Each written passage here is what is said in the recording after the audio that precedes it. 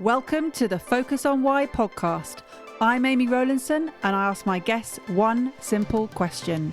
Why? Focusing on the importance of why, I share with you the relatable, uplifting and inspiring conversations I have with people from all walks of life. This podcast will encourage you to focus on your why to enable and empower you to achieve the success you desire. Have a purpose, have a plan, focus on why. Today on Focus on Why, I am joined by Demetria Sloan. Demetria, welcome. Thank you for having me, Amy. I'm excited to be here. And where are you joining us from today? I am joining you today from the sunny Arizona. I am here celebrating my birthday and visiting my sister. And we're going to have some good reset and relaxation time today. So yeah, super excited to be here. Sounds amazing. I mean, I'm just jealous that you've been able to travel because we've been in lockdown for over a year now and yet to travel. So very excited for you and happy birthday. My goodness, what a great day to be with your sister again. Yes, absolutely. And the travel, it was just being fully vaccinated. So I'm fully vaccinated and still wearing my mask and doing all of that stuff because I do believe that we need to still be conscientious about our health and safety and the health and safety of others. But that the freedom to get on a plane, it was a remarkable feeling. Yeah, well, I'm halfway through my vaccinations. I had mine just before the weekend, and I was pretty ill as a result of it. But I'm hoping that the second one will be a little bit less stressful there. And I've also had COVID. I had it over Christmas. So it is so important to keep everybody safe and fit. And I just want to say thank you to Tanya Sterl for bringing us together. Very kind of her to bring together this conversation. And I've got a really good feeling that it's going to go to great places. So let's just get cracking. What is it you're doing right now other than getting ready for your fabulous spa day? Well, I just came off of my women's conference. I have a host an annual women's conference called Spring into Leadership. And it was over 3 days last week, ending on Saturday, May 1st. And so I am really in a reflective moment right now, reflecting on the conversations. I've been getting those messages. Hey, I need this person's contact information. Hey, I need to do this. Like all of these connections that were made. So I'm reflecting on that. I'm reflecting on so many of the conversations from the speakers, from the panelists, and I'm already starting thinking about next year and how I can add even more value to those who attend. Spring into Leadership was, it started off as an idea that I had about creating this conference experience to add this high value content for women and especially women of color. And I just hosted my 5th annual conference.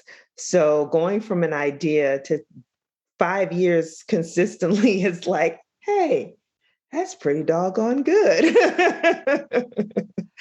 So I'm coming off of that. I'm also currently in the moment working on a couple of proposals for some training and development for a couple of organizations, one in the diversity, equity, and inclusion space, which it's perfect timing and alignment because I'm getting a certification in that, as well as another with just the standard traditional kind of leadership development stuff that I do. So it's exciting times. And it is also because these requests are coming, as you said, like being able to travel, because all of these requests are coming, it's an indication and a sign that we are starting to turn a corner from the pandemic. And I'm excited about that because things were quiet for a while. So turning a corner from a pandemic is one thing, but turning a corner in what you want to achieve with your leadership work, what is the mission? What's behind this? Ooh. So there's a lot, there's a lot behind it. But in terms of my overall mission is I believe that we can lead better.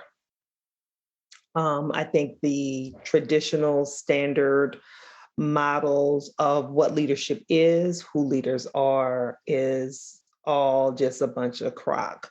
And I believe that we can lead in a way and in which it's holistic, in which that we're not talking about work-life balance or work-life integration, but life work and life's work, um, where we are being authentic and true, where we're being compassionate and empathetic. And I know Brene Brown has kind of cornered the market on about the vulnerability work, but where we're able to be vulnerable, that allows all of us to thrive more. So that's kind of at the heart of what I do, that I tell my clients, if you're good at life, if you master life, you can master leadership. So let's start with the holistic approach, because another dollar on the P&L, another, closing another deal or having another coaching conversation with one of your employees, all of that is great. But if you have chaos and everywhere else, that you're still not going to be an effective leader, right? So how can we be effective holistically? It makes sense. I can see what you're saying. And when you say we can lead better, who's the we? All of us. Each and every one of us.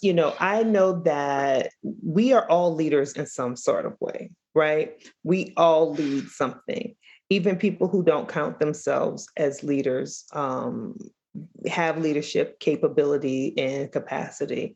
Leadership is just, you count yourself a leader if someone follows you. So if you have one person who follows you, you're a leader.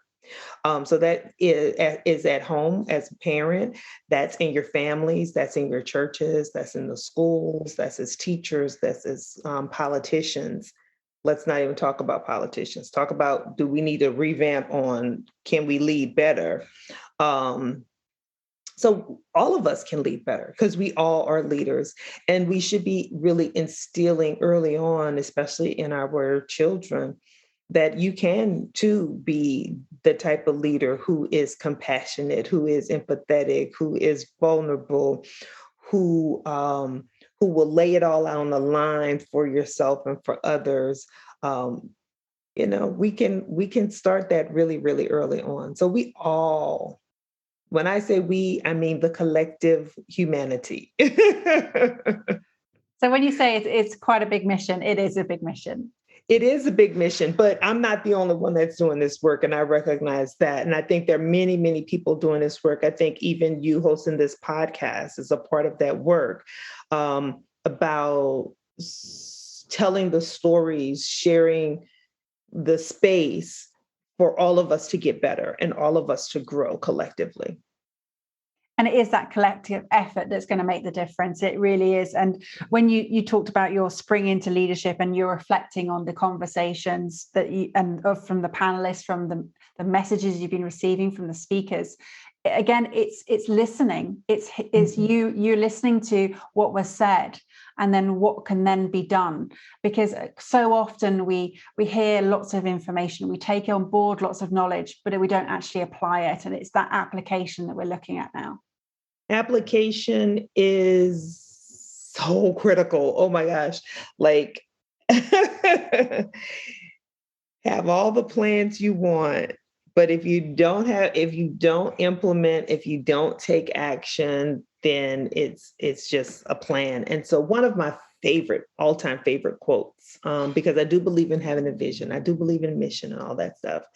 But one of my all-time favorite quotes is from Joel Barker. And it says, vision without action is merely a dream, and action without vision just passes the time. But action with vision can change the world. And so you have to be able to take action Meaningful action. Oh, I hear you. I absolutely hear you. And we are speaking the same language for sure, and you're talking about the authenticity that's needed, the truth that's needed, the empathy that's needed, and the compassion that's needed within all of this. And again, of course, the vulnerability elements of it. What is it you're actually doing to affect this change, other than hosting conferences and going into companies? What else is it you're doing? Ooh, I do a lot of things. Very involved in women's initiatives and women's organizations. I serve on a board locally with the Orlando Science Center. I live in Orlando, Florida, even though I'm here in Arizona today. Serving on that board to advance that type of education, right?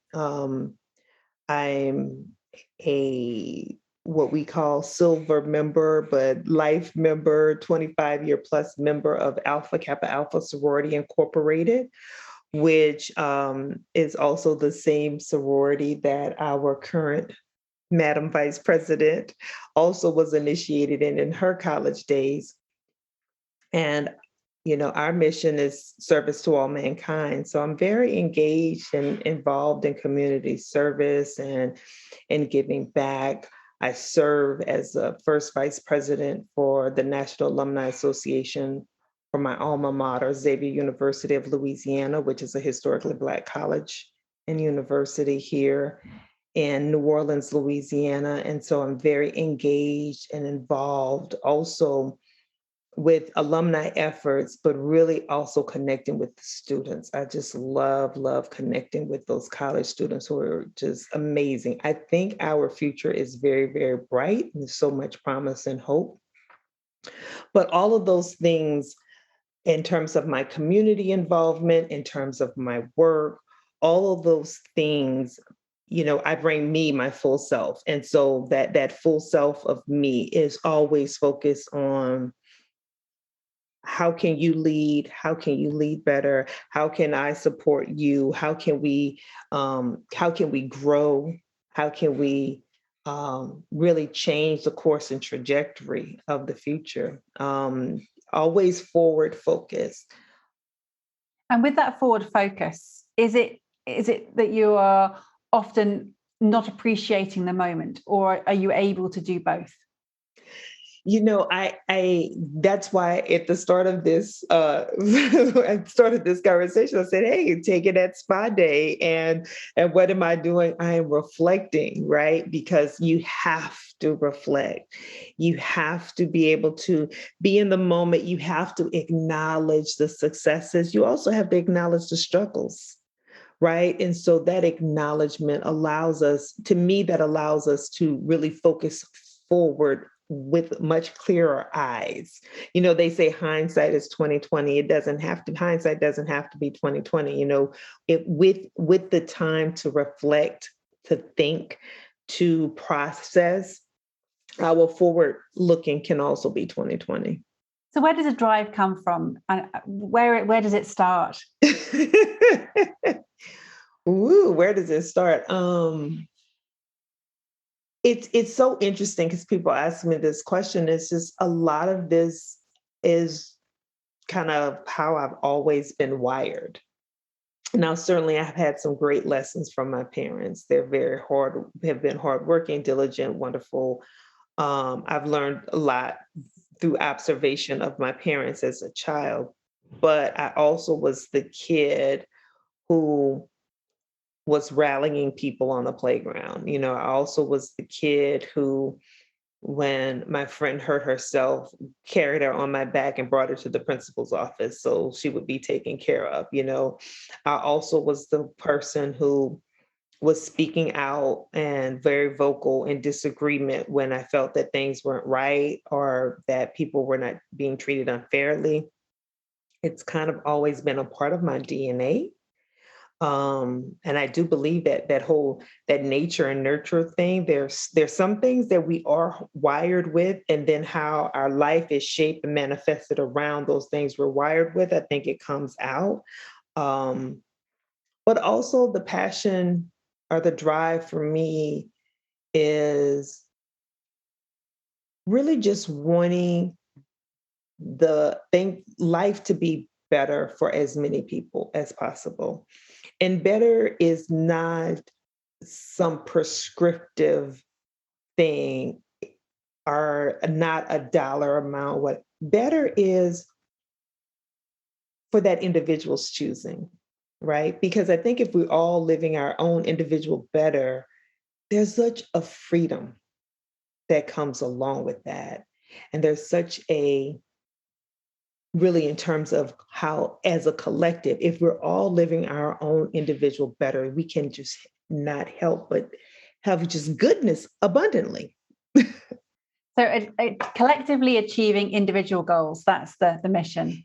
Yeah, well, because, and of course we come together as groups and as teams and we do certain things and we have certain goals. However, if you have that discontent and that turmoil within, or if you are, you can work on something collective and have that moment of success. But if you still have that struggle on the inside, you're still not in a better place, right? So then it is that there's a sense of um I don't like using the word failing necessarily, but it is kind of like that internal failing, like, or yes, I participated in this great thing and we accomplished this great goal, but I'm still struggling inside. And so if we can get that alignment, inner alignment, then when we have those collective or do those joint ventures and things like that, they're even better. They're even sweeter. So how are you delivering that message at the moment? How do people hear what you've got to say? Well, doing podcasts like this. So doing podcasts like this. Also, we talked about hosting the conferences and events one client at a time. I think a lot of times we try to do really big splashes of things, but sometimes it's one conversation, one person, one client at a time that makes it happen. I talked about some of my community involvement activities that I'm in. My sister and I, we also host our own video podcast. We do called Hey Sister, and we share all types of conversations and have these conversations and share these messages about how can we be better. Yeah. And how did the video podcast start? How did Hey Sister originate? Well, it originated because we always have we grew up in a home that we have healthy debates and we have rich conversations. And we wanted a vehicle to bring the conversations that we would normally have to life. And that's just how we greet each other when we call each other on the phone. Hey sister, how you doing? Hey sister. So that is how the Hey Sister podcast was born and how those conversations are being shared with a larger audience. And again, we talk about every topic under the sun. We leave nothing, nothing is really off limits, but it is still a part of that. Those conversations are about how can we do better? How can we be better? So it sounds to me that this desire for betterment is never going to end. It's going to be a constant evolution. Mm-hmm. For sure. For sure. My father always told us, you stop learning the day you die, right? So that's when we stop learning. That's when we stop evolving. And, I personally believe we should always be in pursuit of that better, always in pursuit of that greatness for us in that moment and that space when you have that, like I said, it's a sense of comfort and freedom and like, yeah, I like this. I like this space. This is good. And but then there's something yet else to explore. But there's something yet else to learn. And, you know, getting better in every sense of the word. So mentally, physically, spiritually, emotionally, just in every sense of the word, pursuing better. And yeah, it is, I guess it's part of my own life's mission. And you said that you've always been wired that way and that you had great lessons from your parents. Have there been struggles along the way? Has it always been easy? Of course, there's been struggles along the way. Amy, what kind of question is that? I mean, I wouldn't be human if there haven't been struggles along the way. I like to think that everything is perfect, but nope, not so much. But, but with struggle, with sacrifice, with all of those things, there's this duality with everything. You can't have courage without having fear, right? You can't have health without sickness. Like, we have this duality in everything. And so, of course, you can't have success without struggle, right? And so, yes, there have been struggles. There's been, the one struggle I think everyone has had at some moment in their life is just the struggle of self-doubt, like, oh, is this right? Am I on the right track? Am I doing the right thing? I've had that struggle. I, got into entrepreneurship and I started my own business out of, I guess, a struggle.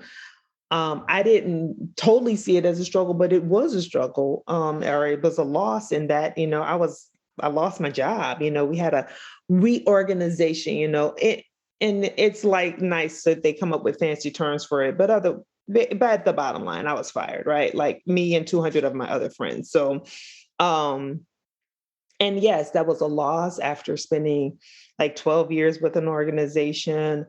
But it also was such a releasing moment because I was finally released into being able to fully walk in kind of my purpose and in my passion. The thing I loved most about my work was coaching the people who worked for me. And so then I was able to then move on into coaching full time, right? And so starting a business, that comes with certain sets of struggle, right? Especially when you're bootstrapping it and doing it of your own resources.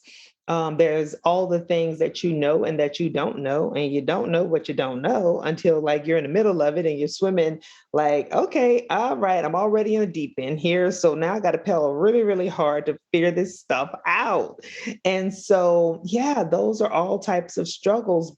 But it's all a matter of perspective. And that's why I call my company Vantage Point. That's why I named it Vantage Point Coaching, because it's all about your vantage point. Is that a struggle or is that a learning experience? Is that making you stronger? Or is it building you better? And when you start working out, like I need to be working out more right now, and I'm sure we all could, work out a little more. We always have that as a goal, right?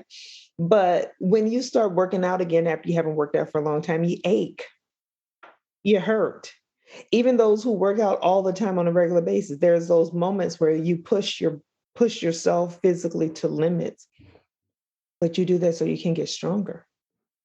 We do that so that our muscles have greater resilience. Those muscle fibers get broken down, reshaped and reformed and all this stuff and get stretched.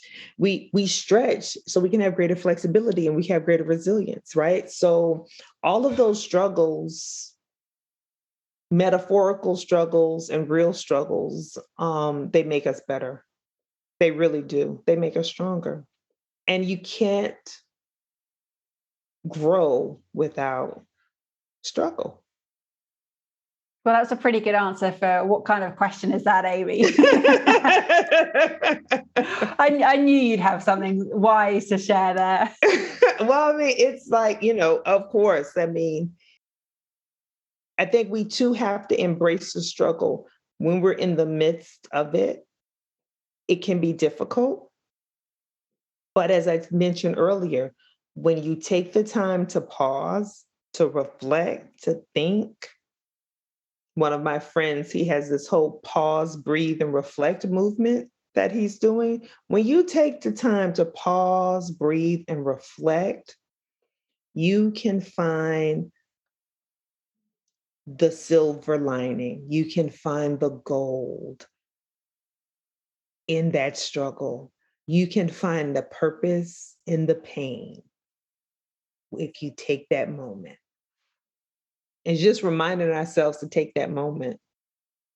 I love that. And you're absolutely right. You know, a lot of people's purpose has been driven from a position of pain and not wanting that to be the case for others. They then become an activist in a particular area, or it really drives them to find a solution. And yeah, the duality, as you say, going back to with everything, the successes and the struggles and the courage and the fear and the health and the sickness, you know, obviously everything has a flip side, and it's about understanding that.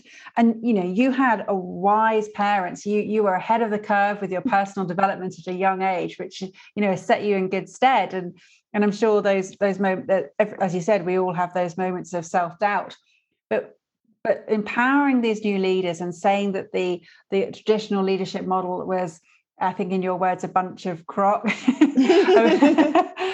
How are you seeing, in particularly in America, the leadership transitioning now?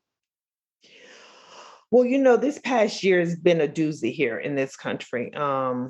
If you watch any news or read any of the, you know, the newspapers of record here in this country, it's been a difficult, 2020 was a difficult year. We're coming up on we just finished the Derek Chauvin trial for the murder of George Floyd. We're coming up on the 1-year anniversary of that day that we all saw that video that really caused us all to take a gasp.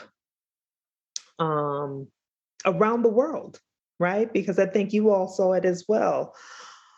You know, we're coming off of a year where 4 years of really toxicity from the highest levels of positions of leadership. And I want to be very, very clear about that. Because there are people who have positions of leadership, but that does not make them a leader. So I think more people are starting to understand that title, position, the working yourself till you kill yourself, or that you have a heart attack in your role. That old model it needs to stay. It needs to become a relic. It needs to become a cautionary story that we tell for years to come. But we're coming off of this time, and then we're still going through some tumultuousness, because I think we're trying to come to terms with, and then this is where the struggle has come in my view, is we're coming to terms with, wow, the things we've been doing for a long time, they no longer serve us. The way we've been leading and talking about leadership for a long time is no longer serving us. The way we've been giving up so much of our own power to people in positions is no longer serving us. So I think there's just a lot of reckoning that's happening right now. So stay tuned, because it's not done yet. We haven't fully figured it all out yet. And so in my role, as I work with my clients, my one-on-one clients, or if I do any type of group coaching or training, is helping those who are before me in that moment get through that reckoning, right? To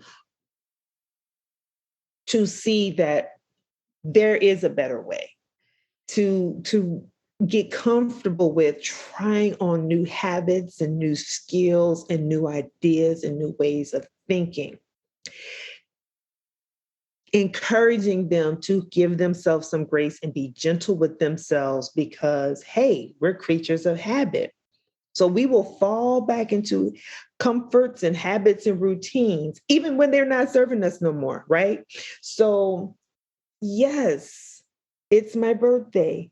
And I got all of these free coupons to go get all of these wonderful birthday desserts. But will that serve me? It might, but then what's the downstream consequence, right? So we're at that reckoning spot, like, okay, we got to keep pushing forward to make these better choices and lead differently. Because so much has happened in the last several years. We really see ourselves at this inflection point and crossroads in history that we've read about, and now we're living it. Right? Yeah. I mean, I don't know if I totally answered the question, but you totally answered the question. And I do pity anyone who goes to study history in the next 10 years, because when they look back on this period, there's been so much change. There really has been. And it's, as you say, there has been many days of reckoning, many sort of moments and weeks and months, and we are working out what truly serves us. We are figuring that out, and it is a case of knowing that we have a voice as well, and that it is being heard, that it's not falling on deaf ears, that we are making a difference together. And it takes us right back to sort of where we started with, in making that difference, in wanting to continue using the mission, using our why to have it, find this betterment. And I'm doing it through the podcast, you're doing it through your podcast, you're doing it through your work, your coaching work, and you are making this huge difference. And your sister is also, I know, doing her own work as well, which I will be having her on the show in the future to share what she's doing as well. So I'm very excited about that. But I wanted to sort of, we're wrapping up now, and I wanted to just ask you about something you said right at the beginning, or about the difference about work-life balance. And then you said, no, it's life work, it's life's work. I just wanted you to give me a sort of an understanding about what that means for you. Yeah, I do this workshop called the Work-Life Balance Myth. And as I've done it, multiple times now, and recently I've just had to tell people, listen, the new term is work-life integration. Listen, your mother gave you life. She did not give you work, right? And so the fact that we have put work ahead of life is where we've gotten it off from the beginning. It's about, how do I live fully, authentically, holistically, and how can my work, the work that I do, the contributions that I make, the choices and how I choose to earn an income or give of my time and talent, because that's a part of our work too, and giving of our time and our talents, right? How I choose and what I choose to align with in those ways, we would have very different conversations and more people would not be going to work miserable and dreading the Monday morning. And there's a statistic out there somewhere, and someone can research it and find it, but it's like, that's the day where the most heart attacks happen. Monday mornings before work. That's because we put work ahead of life. Yeah. So if we can start, and even with my kids, and I do a better job of it some days than others, because, hey, I'm a parent, so, I still can mess up. But what do you love? What do you enjoy doing? What makes your heart sing and makes your heart smile?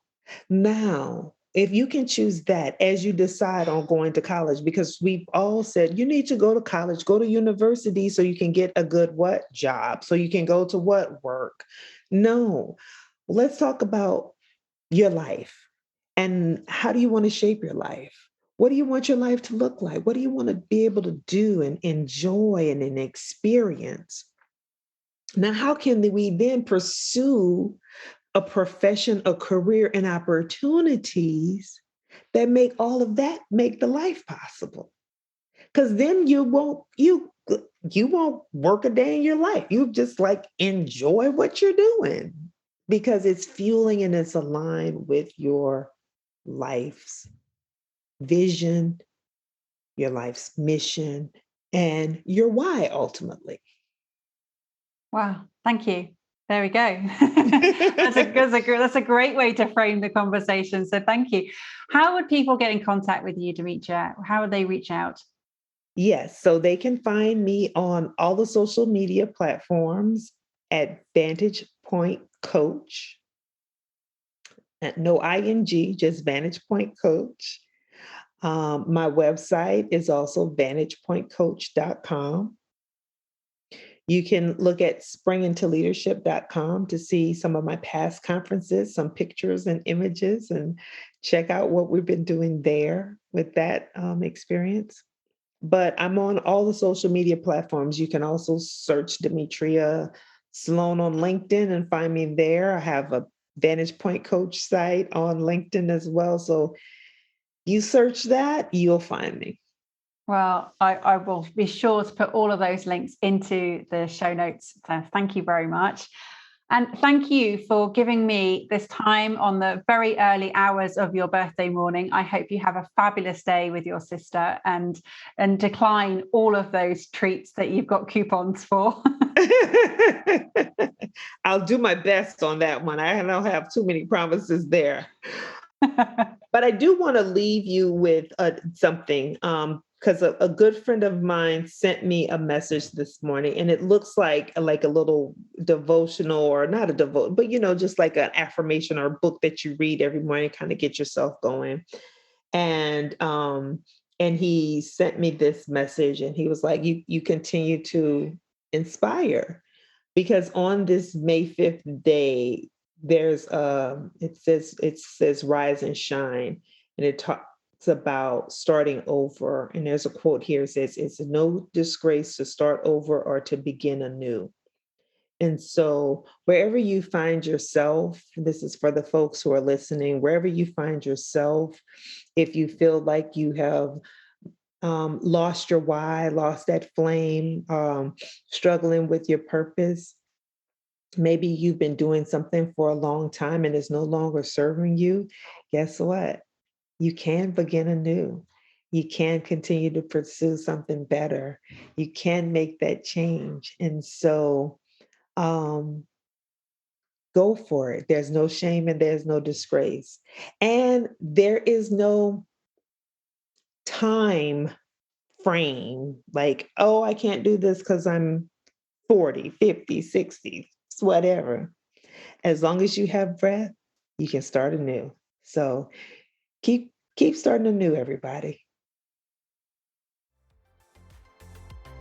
Thank you for listening to the Focus on Why podcast. I'm Amy Rowlandson, and if you've enjoyed this episode, please leave me a 5-star Apple Podcast review.